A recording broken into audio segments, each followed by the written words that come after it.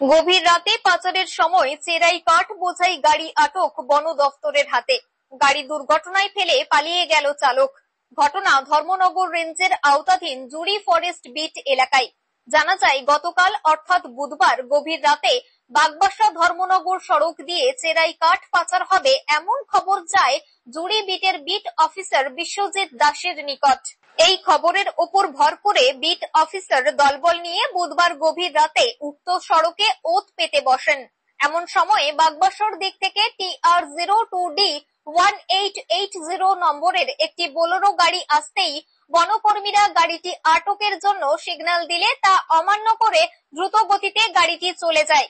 গাড়ির পিছু ধাওয়া করে কামেশ্বর এলাকায় গেলে কাঠ বোঝাই বোলেরো গাড়ির চাকা ফেটে যায় এবং গাড়িটি নিয়ন্ত্রণ হারিয়ে পাশের জঙ্গলে গিয়ে একটি গাছে সজোরে ধাক্কা মারে। ততক্ষণে অবশ্য চালক পালিয়ে যায়। পরে বনকর্মীরা গাড়ি সহ কাঠগুলো ধর্মনগর রেঞ্জ অফিসে নিয়ে যায়। বিট কর্তা জানান, আটককৃত চেরাই কাঠের বাজার মূল্য প্রায় কয়েক লক্ষাধিক টাকা হবে। এ মর্মে বন আইনে একটি মামলাও দায়ের করা হয়েছে। ব্যুরো রিপোর্ট, নিউজ অবিকল। ঘটনাটা আমরা তো প্রত্যেকদিন রাত্রেবেলা নাইট অ্যাম্বুলেন্সে করি। হওয়ার পরে খবর পাইছি যে চুলা দিয়ে গাড়ি একটা যাওয়া হলো। আয়ে দেখি আমরা চাকাটা ব্রাশ দিয়ে সাইডে করে দিচ্ছি। তৎক্ষণাৎ আমরা ওইটারে আমরা অপরাধের খবর নিই এবং আমরা ওইটা দেখতে ওটা করি আর কি। আপনারা কোন জায়গা, ধর্মনগরের না? আমরা জুড়ি পেট্রোলিং ইউনিট। আচ্ছা, ধর্মনগর। আর এই জায়গাটা কোনটা? জায়গাটা হলো কামেশ্বর। মোটামুটি আনুমানিক কিরকম হতে পারে বাজার মূল্য, যেটা আপনার কাঠটা ধরেছেন, বা কি কাঠ, কি জাতীয় কাঠ? 100 সেফটি। বাজার মূল্য